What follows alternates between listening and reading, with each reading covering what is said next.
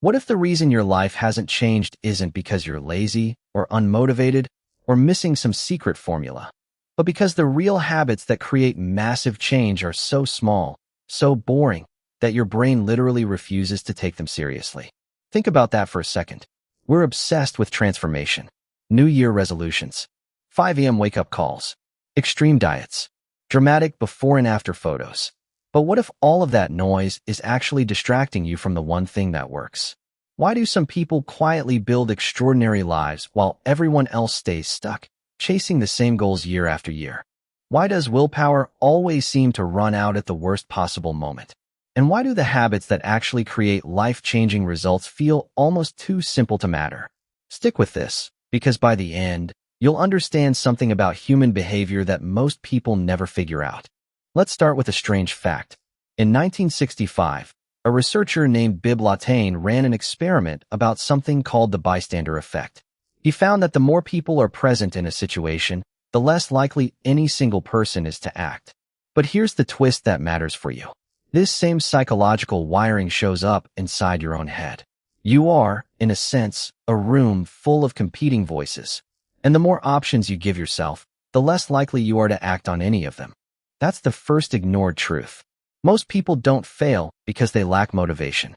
They fail because they have too many choices, too many plans, too many half-started versions of self-improvement running at once. But here's where things get strange. In 1998, psychologist Roy Baumeister ran a now-famous study on something called ego depletion. He gave people a bowl of fresh radishes and a bowl of warm chocolate chip cookies. One group had to eat only radishes while the cookies sat right in front of them. Afterward, both groups were given an unsolvable puzzle. The radish group, the ones who had to resist temptation, gave up almost twice as fast. Self-control, it turns out, works like a muscle. It gets tired. So if willpower is limited, why do we keep building habits that depend entirely on willpower? That's when everything changed in how psychologists understood behavior. Researchers started looking at people who successfully transformed their lives, not overnight, but over years. And they found something almost embarrassing in its simplicity. These people didn't rely on motivation at all. They relied on environment design. Take something as basic as eating healthier. A study from Cornell University found that people eat up to 92% more food when it's placed at eye level compared to when it's tucked away in a cabinet. Not because they decided to eat more, because the food was simply easier to reach. Now apply that same idea to everything. The people who read more don't have superhuman discipline. They leave a book on their pillow. The people who exercise consistently don't have iron willpower. They put their shoes by the door the night before. The habit isn't the hard part. Removing friction is. But here's a question most people never ask. If this is so simple, why does almost nobody actually do it? Because our brains are wired for immediate reward, not long-term benefit. This goes back to evolution. For most of human history, delaying gratification could get you killed. If food was in front of you, you ate it because tomorrow wasn't guaranteed. Our ancestors who prioritized the future over the present often didn't survive long enough to pass on their genes. So the habit of thinking long-term isn't natural. It's something we have to consciously override. That's the second ignored truth.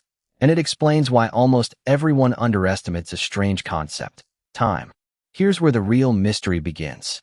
In 2006, behavioral economist Hal Hershfield ran a study using digitally aged photographs of participants.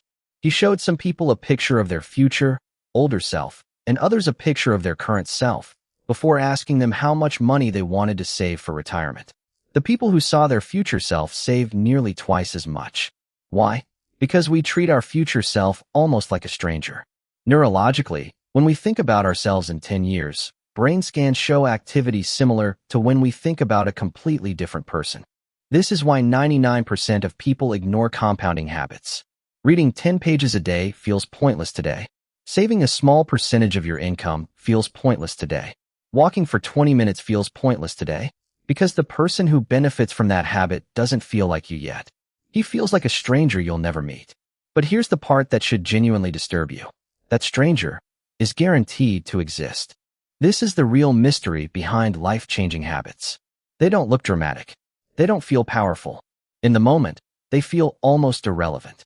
That's exactly why almost everyone walks past them. The people who reshape their entire lives aren't smarter, luckier, or more disciplined than you.